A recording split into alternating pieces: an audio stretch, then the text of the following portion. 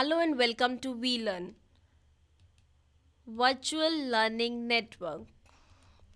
Today we will do session number 10 of India's foreign trade. The topics covered in this session are the gems and jewelry and handicrafts and the leather products. Now first we'll do the gems, jewelry and handicrafts. तो introduction में हम देखेंगे handicrafts क्या है in general, gems और jewellery जो in particular the major emerging area हमारा export business का, इसका सबसे ज़्यादा एक्सपोर्ट कर रहे हैं हम हैंडीक्राफ्ट्स के साथ जेम्स और ज्वेलरी का। तो हमारी जो इंडस्ट्री है वो एक लेबर इंटेंसिव इंडस्ट्री है, तो India has huge potential for export. तो Indian artisans are well known all over the world for manufacturing these items. So conducting export promotion strategy may help in boosting the export of these items. So basically हमारा जो Indian industry जो है वो एक तो labour intensive है, और हमारी जो लेबर है वो इंडियन आर्टिस्ट है बहुत ज़्यादा। तो हमारी जेम्स और ज्वेलरी की जो हम एक्सपोर्ट बिजनेस करते हैं वो एक बहुत ही अमर्जिंग एरिया है, हमारा मेजर इमर्जिंग एरिया है हमारा। सो हम अगर इसमें एक्सपोर्ट प्रमोशन स्ट्रैटेजीज लगाएंगे तो ये बूस्ट कर सकता है हमारी एक्सपोर्ट को। तो बेसिकली इस सेशन में हम क्या पढ़ेंगे, एक ओवरव्यू हमारी हैंडीक्राफ्ट इंडस्ट्री का, ट्रेंड्स क्या हमारे एक्सपोर्ट ऑफ हैंडीक्राफ्ट्स के, जेम्स एंड ज्वेलरी के क्या ट्रेंड्स हैं, then India's competitive advantages and disadvantages and strategies to boost India's export. भाई एक तो हमारी कॉम्पोजिशन क्या है हैंडीक्राफ्ट्स की, हैंडीक्राफ्ट मार्केट का ओवरव्यू, एक्सपोर्ट कैसे करते हैं हम हैंडीक्राफ्ट जेम्स ज्वेलरी इंडिया से, इंडिया के पास क्या कॉम्पिटिटिव एडवांटेज है, क्या डिसएडवांटेज है, क्या स्ट्रैटेजीज उसको फॉलो करनी है, ये सब हम इस सेशन में आज पढ़ेंगे।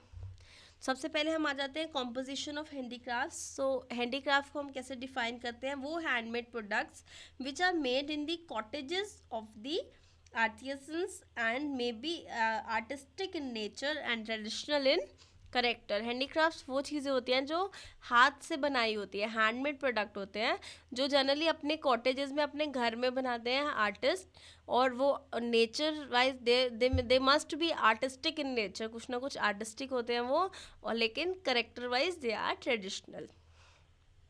तो the artistic and traditional feature of handmade products are reflected in the form and style. Now the handmade products are defined as products made by hand. जैसे कि पता है कि हमें हैंडमेड प्रोडक्ट्स होते हैं उनको हम डिफाइन करते हैं जो हाथ से बनाई हुई चीज़ें होती हैं या पैर से बनाई हुई चीज़ें जो होती हैं, और विद और without the use of simple instrument and tools that are handmade products. So जो हमारे हैंडमेड प्रोडक्ट्स जो हमने डिफाइन किया क्या होते हैं, हमें पता चल गया हैंडमेड प्रोडक्ट्स क्या है, हैंडीक्राफ्ट्स क्या है। तो हमारा जो हैंडमेड आर्टिस्ट और ट्रेडिशनल फीचर्स है हमारे हैंडीक्राफ्ट्स के या कॉटेज इंडस्ट्रीज नेचर के of these products provide the major the factor for production and export. Now we next come to gems and jewellery. So हमारे जो प्रीशियस, सेमी प्रीशियस और synthetic stones जो होते हैं, including cut and polish diamonds, coloured gem stones, pearls and synthetic stones, ये हमारे James में आते हैं, राइट। जो हम पर्ल्स पहनते हैं या कोई हम जो हम स्टोन्स वगैरह पहनते हैं डिफरेंट, या जो हम डायमंड पहनते हैं, वो सब हमारे तीनों, चाहे हम वो प्रीशियस हो, सेमी प्रीशियस हो या सिंथेटिक स्टोन्स, वो सब हमारे जेम्स एंड ज्वेलरी में आते हैं। Now the precious metals and other jewellery including that are all gems and jewelry including gold, non-gold like silver, platinum, palladium and imitation or artificial jewelry that comes under this gems and jewelry part. So other handicrafts are hand knotted woolen carpets, जो हाथ से बुने हुए woollen carpets होते हैं, including silk and synthetic carpets, druggets and namdas. Then art metal wares, जैसे कि हमारे ब्रास या ब्रोंज वेयर्स के जो मेटलिक आर्ट्स बने होते हैं।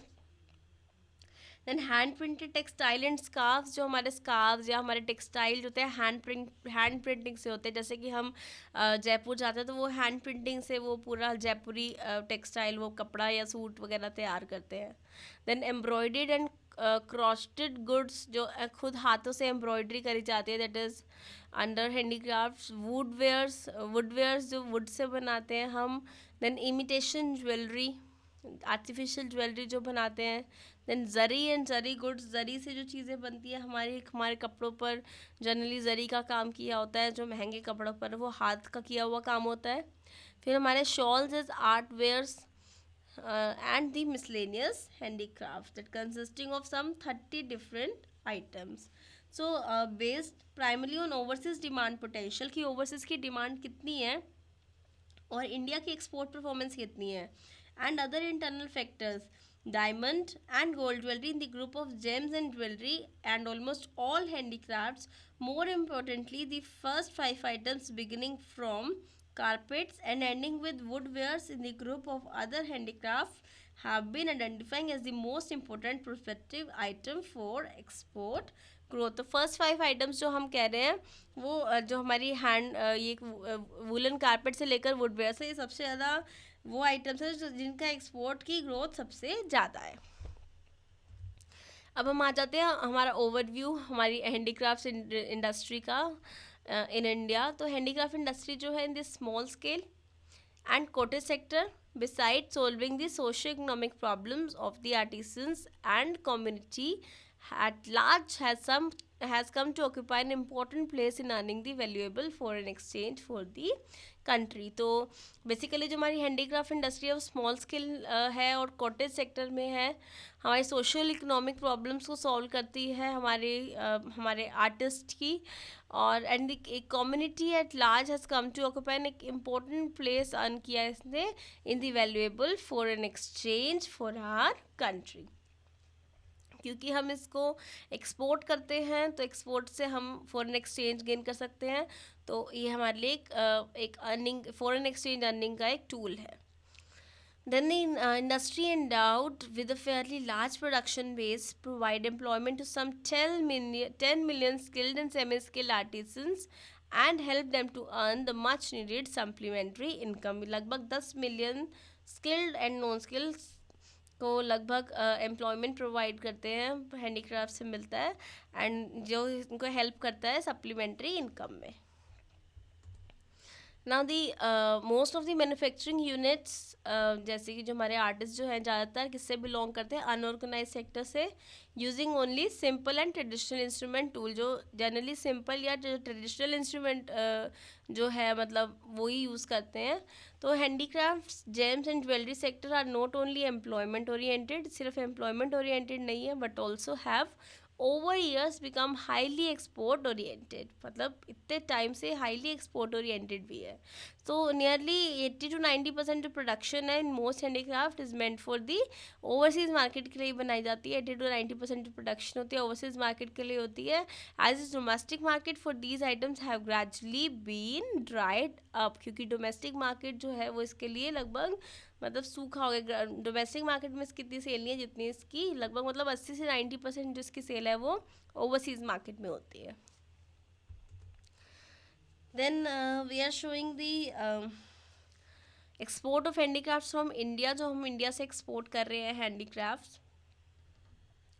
तो टोटल एक्सपोर्ट जो हमारा हुआ 80-81 में 352 था, 1991 में बहुत बढ़ के ये 1434 हो गया, and it goes on increasing, and 1999 it becomes 7072. अगर हम वुलन कारपेट्स की बात करें तो ये 166, 565 एंड 98, 99 में 2014 पे आ गया. Again with the art metal wares की बात कर रहे हैं जो हम, तो ये 72 से बढ़कर 98, 99 में 1324 पे आ गया. And the miscellaneous again 44, 358 in the next year, the next year 787, 97, 98 में 902 एंड 98, 99 में ये बढ़कर 1058 आ गया. तो लगभग हम 8 से 9 सालों के बीच में इसकी ग्रोथ इतनी ज़्यादा इंक्रीज़ हो गई है एक्सपोर्ट की, जो कि हम हर एक आइटम के केस में देख सकते हैं. Now this is are again gems and jewellery export from India. In case of cut and polish diamond के केस में हम देखें देन अगेन ये बहुत ज़्यादा इंक्रीज़ हो गई है. 1971 में 28 थी, तो 1997 1998 में 16,579 हो गई है। तो टोटल एक्सपोर्ट जो है हमारा वो हमारा 1970-71 में 42 था, 80-81 में 642 हो गया, एकदम से इसको 600 का गेन मिला। देन 1999 में ये 5460 हो गया। Then again in 1997, 1998, it becomes 6,115. So, sorry, 20,530. Sorry. So, this was showing the gems and jewelry जो एक्सपोर्ट हमारे इंडिया से हो रही है, मतलब इतने करोड़ रुपीस, मतलब ये जितने भी यूनिट्स हमने डिस्कस जो भी किया हमने यहाँ पे, सारी यूनिट्स हमारी रुपीस करोड़ में है, तो इतने करोड़ का हमने एक्सपोर्ट किया है। Now comes the measures. क्या है हमारे एक्सपोर्ट डेवलपमेंट, हमारे हैंडीक्राफ्ट्स का जो एक्सपोर्ट डेवलपमेंट हो रहा है जेम्स ज्वेलरी और हैंडीक्राफ्ट्स का, उसके अब मेजर्स क्या है, किस लेवल पे उसको हम कैसे हम मेजर कर सकते हैं। तो कह रहा है कि major for export development of handicraft is done through volume production, quality and workmanship, price and design developments, right. And the measures for export development of gems and jewellery का हम कैसे कर सकते हैं, प्रोडक्ट एंड मार्केट डाइवर्सिफिकेशन देख के, modernisation, design development, hall marketing and assaying facilities. तो ये हमारे पास मेजर्स हैं हमारे डेवलपमेंट जानने के लिए, कितनी एक्सपोर्ट डेवलपमेंट हमारे हैंडीक्राफ्ट सेक्टर में हो रही है या हमारे जेम्स एंड ज्वेलरी सेक्टर में हो रही है। तो बेसिकली जैसे हम हैंडीक्राफ्ट सेक्टर में देखें, वॉल्यूम प्रोडक्शन मतलब despite the existing of a large production base, जो हमारा production and supply of almost all handicrafts are inadequate to cope with rising overseas demand. तो बढ़ती जा रही है वो हमारी क्वालिटी ऑफ वर्कमैनशिप जो है, apart from इनएडिक्वेट and erratic production, the quality of handicraft is not consistently maintained, so this has to be checked. Price has become an important factor in the marketing of handicrafts and design development. Now we come to the leather products. Now leather products की जब हम बात करते हैं तो leather products basically यार important item of world trade की important item है। तो मेजर प्रोड्यूसर्स जो हमारे लेदर प्रोडक्ट्स के वो कौन से, हमारे Italy, Korea, China and India. So as a result of strict pollution norms in developed countries, जो हमारे strict pollution norms जो है हमारे developed countries में, तो हमारे जो लेदर इंडस्ट्रीज़ हैं वो जो ग्रेजुअली शिफ्ट होती जा रही है हमारी डेवलपिंग नेशंस में, तो इंडिया उसमें से एक इम्पॉर्टेंट एक्सपोर्टर है हमारे लेदर एक्सपोर्ट का। तो इंडिया जो है उसके पास कॉम्पिटिटिव एडवांटेज है in the export of leather products, क्योंकि हमारे पास लो लेबर कॉस्ट है और लार्ज बेस है हमारे पास रॉ मटेरियल का, that may help India in emerging as a leading exporter of leather products. Now we will discuss the trends of leather exports from India. तो हम देखते हैं कि जो हमारा एक्सपोर्ट ऑफ लेदर आइटम्स है are one of the important upcoming area of India total export. जो हमारा एक्सपोर्ट कर रहे हैं हम लेदर आइटम्स का, वो बहुत ही इंपॉर्टेंट अपकमिंग एरिया हमारे इंडिया के टोटल एक्सपोर्ट का। ये लगभग 5% है हमारा इंडिया टोटल एक्सपोर्ट का, अगर हम 1999-2000 की बात करें। The Indian leather industry has been able to keep up the tempo of growth of leather exports in spite of global recession के बावजूद भी उसके पास एक टेम्पो है, अभी भी वो लेदर एक्सपोर्ट की ग्रोथ में लगा हुआ है। Then particularly in establish market like जैसे यूरोप में, यूएस में, तो exporter have increase from $1,298.10 million in 1993 to 1994 to $1,754.84 million in 95-96। तो afterward the export remain stable for 3 years, उसके बाद 3 साल तक स्टेबल रहा एक्सपोर्ट, अप टू 98-99 में उतना ही रहा 1754। And the export came down from 17, जहाँ पे हमारा 1754.84 था, उसमें से 3 साल तक तो स्टेबल रहा, उसके बाद फिर नीचे आ गया 1660 पे 98-99 में, टू 1660 से भी नीचे आ गया हमारा 1540 पे आ गया 1999-2000 में। Now we'll discuss the commodity composition. It contains finished leather, footwear of leather, leather goods, leather footwear components and leather garments. तो जैसे हम देख सकते हैं हमारे फिनिश लेदर में हमारा क्या आता है। जैसे according to available statistics India के पास जो है 15.4% है हमारा वर्ल्ड कैटल पॉपुलेशन। इसमें 53% of the buffalo population and 19.7% of goat and 4.6% of sheep population. तो शीप, बफेलो और गोट की परसेंटेज हमारे पास कितनी है। कैटल पॉपुलेशन जो है हमारे पास सबसे ज़्यादा है। तो the major centre of leather production in the country are जैसे तमिलनाडु, कैलकाटा, कानपुर, ये कुछ जो मेजर सेंटर है हमारे लेदर प्रोडक्शन के। Calcutta is strong in processing cow hides while Kanpur specializes in buffalo hides and Tamil Nadu possesses both hides and skins. Now जो हमारे major buyer है इंडियन लेदर के वो हमारे Hong Kong, Italy, Spain, Germany, south Africa, ये हमने discuss कर लिया है। So it is also expected with the automobile giants like Ford, Mitsubishi, Hyundai putting up large manufacturing facilities, the demand for upholstery leather will go up in the near future. Now footwear of leather की बात करते हैं हम। तो जो exporter हैं वो exports were increasing and reach to 340.92 million dollar in 1995-1996. Thereafter it decline for 2 years and then again increase in 98-99. Now leading market for India footwear of leather, हमारी जो हमारे फुटवेयर के लिए जो लेदर यूज़ होता है, जैसे कहते हैं हम लेदर की चप्पल है ये, उसकी जो हमारी लीडिंग मार्केट है वो कौन सी है। UK, US, Germany, France and Italy. तो the next comes are leather goods. Leather goods जैसे हमारे bags, wallets, belts, briefcases, passport, credit cards cases, वो हमारे ग्लव्स हैं, ये सब क्या हमारे लेदर गुड्स होते हैं।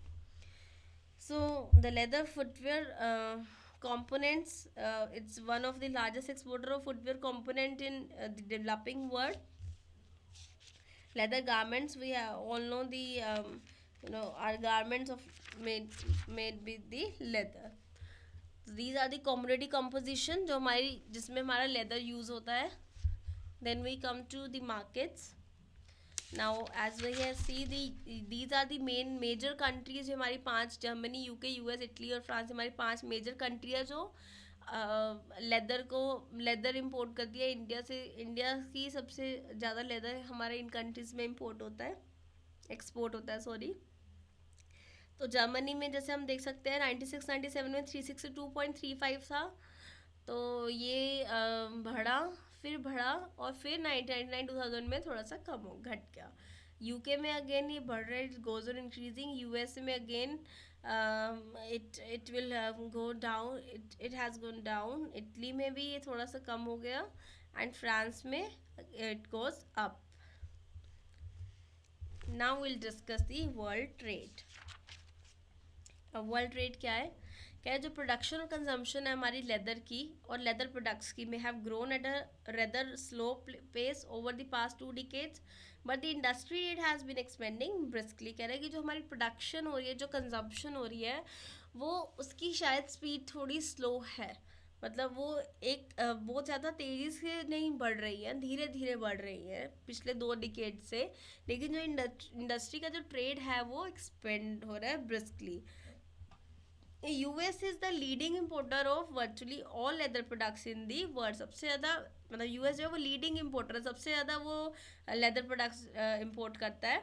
जो अदर मेजर एक्सपोर्टर है as we have discussed are Hong Kong, Germany, France, Japan, US all. तो कह रहे जो राइजिंग ट्रेंड हो गया है in imports of leather articles in particular in the US, European countries and Japan point to the decline of leather industry in these countries and a rising level of consumption of leather products.